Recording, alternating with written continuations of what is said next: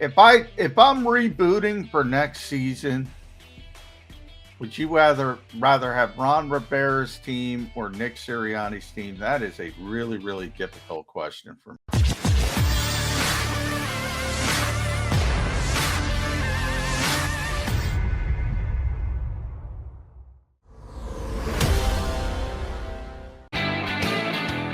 Birds 365, John McMullen and Jody McDonald taking you through to a game on two. That's right, we got a Tuesday game. We're not used to doing Birds 365 prepping for an Eagles contest on a Tuesday. That just doesn't happen. We all know why we're going to go to Lincoln Financial Field for a game tonight, because the NFL mandated it. They did what they had to do to try and save their season. John, I loved your column in Philly Voice about the NFL didn't screw the Eagles. The NFL saved the Eagles and all 31 other teams by being flexible enough to change their COVID protocols and the like. And that may very well be the way that it played. But if it plays out as a chip on the shoulder game for the Philadelphia Eagles, if Nick Sirianni and some of the veteran leaders like a Jason Kelsey, like a Fletcher Cox, can get that into the head of the Eagle players tonight, I think they can actually use this as a tool to help them win the football game. Oh, I agree in that part of it. And I mentioned it's certainly not optimal and I've always said this is a micro standpoint. This is a macro thing, micro versus macro. And a micro, if you're only looking at the Philadelphia Eagles, it seems like they get screwed. We had Mike Kay on the show. We disagree on this. I'm like, it's not about 2 days. People can't get by that. It's not about 3 games. It's about finishing the season, and you see what's going on. The NHL's pausing their season.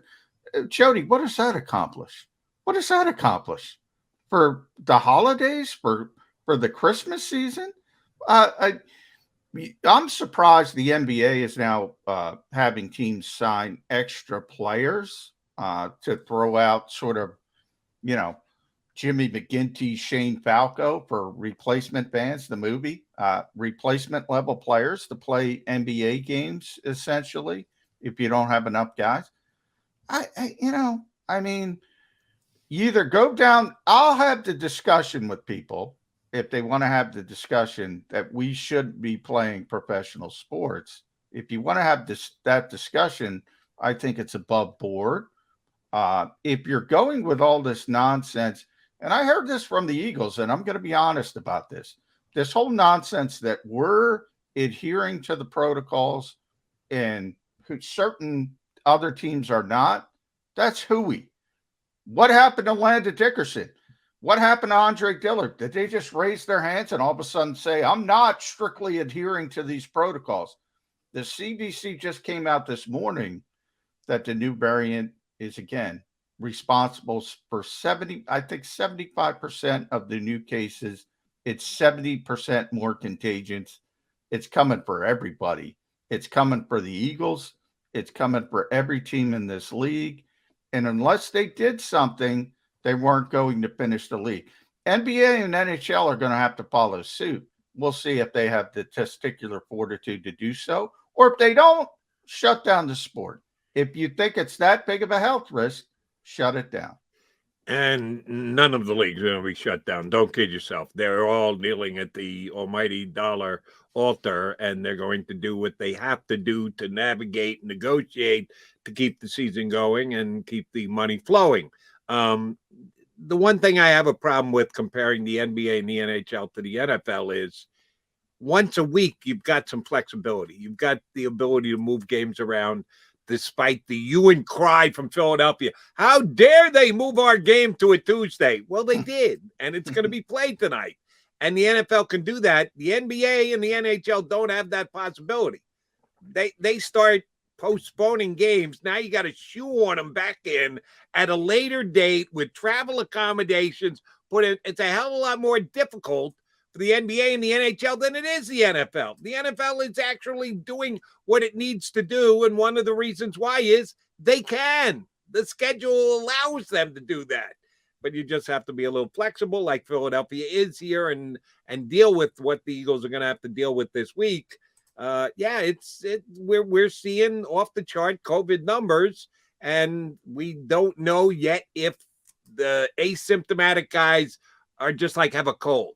The test comes back positive. You have to react to it. You can't just disregard it. And in a way, the NFL is trying to do that. That once you've come back and had a negative test, yeah, go ahead. We won't be that random testing. How random do you think that testing is going to be, John? They've got. We'll see. Like I said, TSA pre-check method. You get the pre-check, Right, but and you certainly fly more than I do because you're following a team on the road. I've only been to the airport once in the last 2 years, but prior to that, I'd been able to get on some flights. Sometimes it's like every third guy gets pulled over, and other lines I've been in 40 deep, and nobody gets pulled over. So there's not even consistency to the randomness of checking by TSA. I want to know how random the testing is going to be for the NFL. Is it going to be 1 out of every 4 players, 8 players, 15 players, 25 players, 2 guys? You got a 53-man roster. Yeah, you and you. Let's go. Everybody else go ahead right through. yeah. Get to your gates. We don't even know how random the tests are going to be. No, we don't. I don't think we're ever going to know, to be honest, because I don't think it's going. Look, I think they're going to be pretty stringent on guys who have symptoms. And who knows? They might even go back to temperature checks and things like that. And if your temperature is too high, they might check you. It might be that. I don't know how it's going to go, but the key is, and by the way, in Alan Sills, who's the NFL's chief medical officer,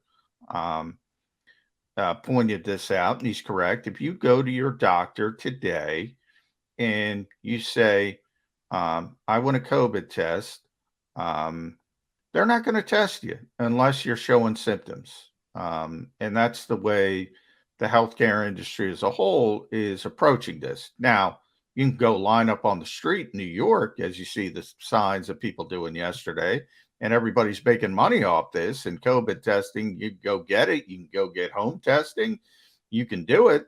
But if you go to your doctor and you don't have any symptoms, he's going to say, or she's going to say, don't worry about it. You're fine. If you start showing symptoms, we'll talk about something else.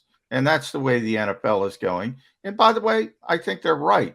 Now, the old adage, Jody, a broken clock is right twice a day.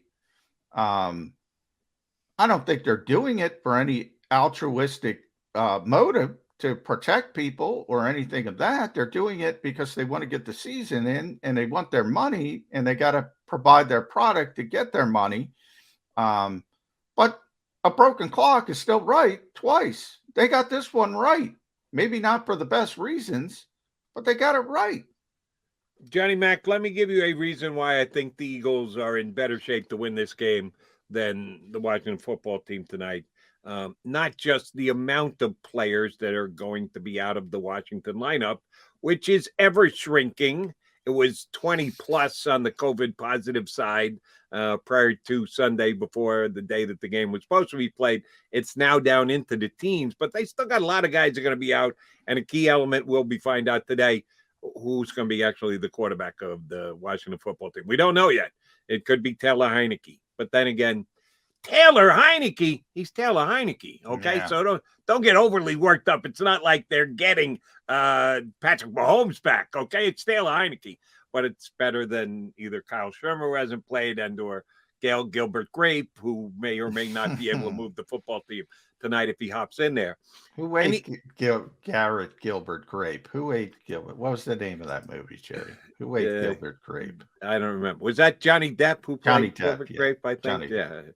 Many moons ago. Haven't rewatched that one. And that's not one of those you're flipping through the channels. No, and you I'm see not go, stopping. Oh shoot, I'm locked in for the next hour and a half. I can't turn off Gilbert Grape. Shawshank Redemption. You're stopping. Yeah, exactly. There are a bunch of movies like that. Gilbert Grape is not one of them. Here's the other positive for the Eagles in comping these two teams and how we got here. The Eagles have at least had a chance to work together as a group as minimal or limited as that may be, with way too many walkthroughs for my own liking, but they are staying healthy, and that is working to their advantage. Washington hasn't be able to have any kind of practice with their guys, with their team, trying to build up. And I know it's later in the season, so they should have most of their stuff in place, but continuity always helps. They're just throwing guys in there willy-nilly to fill spots at this juncture of the season. Even getting guys back who have been out of the flow for 10 days and haven't been working out, haven't been exercising. I'm sorry, that's a disadvantage. That's one of the reasons why I got to like the Eagles tonight is they haven't had to deal with the upheaval that Washington has. Oh, yeah. Ron Rivera said it publicly. He said he spent much more time this week on roster construction than coaching. That's the situation that he was in and what he had to do to get through the week. And yeah, preparation's a big part of it. I bring up, look, teams playing down to Las Vegas, playing down to Cleveland and what Cleveland had available. Minnesota playing down to Chicago, what Chicago had available. I bring that up and, as a legitimate issue and a potential problem. But they both won the game, Jody, also. They both won the game because the other two teams, as poorly as those two teams played, the other two teams were even worse. So it might have been ugly, but they got to the finish line. It might be uglier than people expect because of that human nature aspect, but I expect the Eagles to get to the finish line. There is no way they should lose this football game. No, because of what is transpired leading up to it.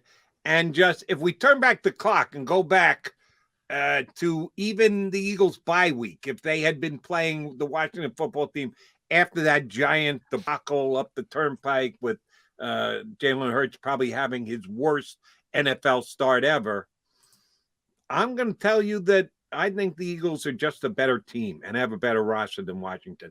And that's with everyone available, no COVID issues, the best of the Washington football team roster against the best of the Eagles. I'm not sure I'd go that far. I would. The best of, I think it's close. I can see you leaning either way, but I don't know. I think this team is pretty talented when they have everybody available. And remember, we're talking Chase Young, who you're right. Right, but I'm talking Chase Young 3 weeks ago, not Chase Young last year. No, I know. If you're looking at entire careers, I'm just drawing the line in the comp 2 weeks ago when both of these teams, and yeah, Washington was a little bit hot at the time. They had won a couple games, back-to-back games, but I still believe that the Eagles were the better football team before we had this influx of that many more COVID positive tests. Well, that's what I was saying. I mean, his whole career is only a second-year player, but I mean, he's really talented. You're right. He was disappointing for what people expected him to be, or certainly at least expectation-wise. But he's still a good player. Damo mentioned Logan Thomas. When he's out there.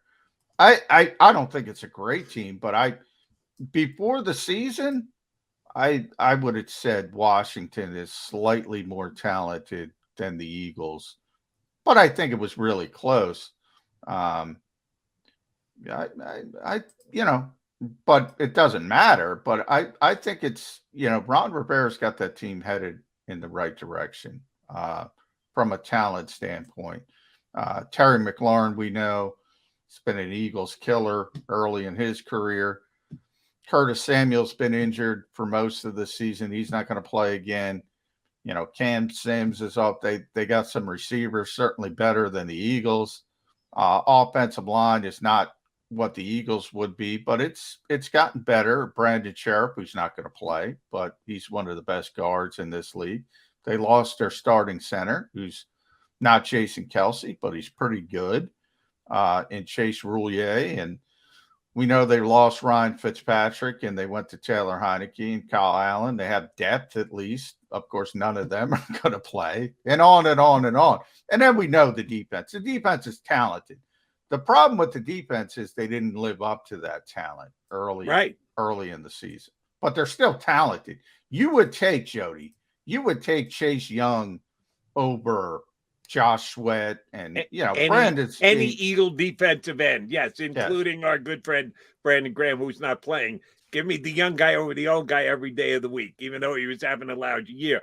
But the point I was making was, in the moment, if you turn it back 2 weeks ago, I think the Eagles were playing better football, had a better football team, certainly were and would have been the favorite in the game the same way they are now. Now, you have to throw out the line for this game. Man, I talked about this last night on WIP. Do you realize the movement in the line on this game? As of last Sunday, after all the football was over, they put out an opening line. The Eagles were a 2.5-point favorite. It quickly clicked up to 3.5 or 4. There was maybe one guy who had tested positive, one announcement. Oh, he's not going to play for the Washington team. Oh, that could swing the point spread.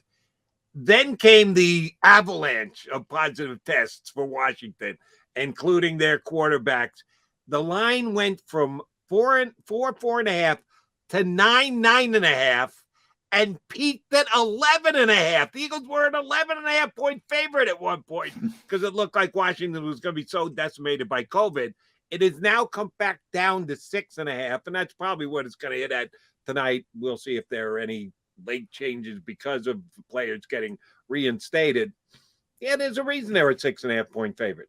They're a better football team than Washington football team. Well, they certainly are at this stage. Yeah, I mean, and at the worst is, look, if you don't have a quarterback in this league, it's really difficult to play. We can all agree on that. They don't have a quarterback right now. And even when they have their starting quarterback or their backup quarterback, they're not that good at the quarterback position. So that's going to limit them. But then again, the Eagles don't have Tom Brady or Patrick Mahomes or Justin Herbert either at the quarterback position. So that kind of limits them as well. I just, if I'm rebooting for next season, would you rather have Ron Rivera's team or Nick Sirianni's team? That is a really, really difficult question for me. For the guys coming back, it is really difficult because of that defensive line. They have some young talent on the back seven as well. Terry McLaurin, Logan Thomas, you could argue they have better skill position players. Eagles certainly have the better offensive line. So that would be a really difficult question for me. I know this is an optimistic point of view. I'm putting on my Eagle-colored glasses. If Minnesota comes back to the pack a little bit, and they got a much-needed win last night against the Bears. Oh, you don't have to worry about Minnesota because they have the Rams next week and then the Packers. They got the Packers again in a revenge mode game. Yeah. So, yeah, I like the Packers. So Minnesota does what we think they could do, which is struggle down the stretch. If New Orleans comes back to the pack a little in their schedule, it's not killer. That's more hinky right there. Yeah. But it's still Taysom Hill. And I know. I can't imagine. He put up 9 points the other night. I don't know if I'm with you. I'm going to be able to throw another shutout. There's no way the Saints are winning 4 consecutive games with Taysom Hill playing quarterback. No way. That's kind of my point. If the Eagles can go 3-1 and Dallas doesn't need the game and they can win that last game, but Washington also goes 3-1 because they split with the Eagles and they win their other 2 divisional games. You know what could come back to help the Eagles is strength of schedule. Because remember, we added a 17th game this year. And, oh, by the way, the Eagles got the Jets, which was the Gardner Minshew game, and a victory. Because the Washington team finished first this past year, their game was against Buffalo in Buffalo. And they kind of got their tails kicked up there. So it is one of the most overrated things in the National Football League, strength of schedule. There's really a very little variance on how tough or easy your schedule is. It's only affecting 3 out of the games. And it used to just affect 2 out of 16. Now it affects 3 out of 17. So the effect is actually up more than it used to be. this could be one of those key years where the strength of schedule helps the Philadelphia Eagles out. All right, he's John McMullen. I'm Jody McDonald. I promised we would go a little bit further in our Pro Bowl conversation. We're breaking down the game tonight. That's the most important thing. We get that. But I do want to ask John a couple more Pro Bowl type questions. It's an honor to your players. You want to see your players make the Pro Bowl. We'll see how many are actually going to be named tomorrow night on the NFL Network. We still got 40 minutes of Birds 365 coming your way. Like us, share us, subscribe us here on the JAKIB Media YouTube channel.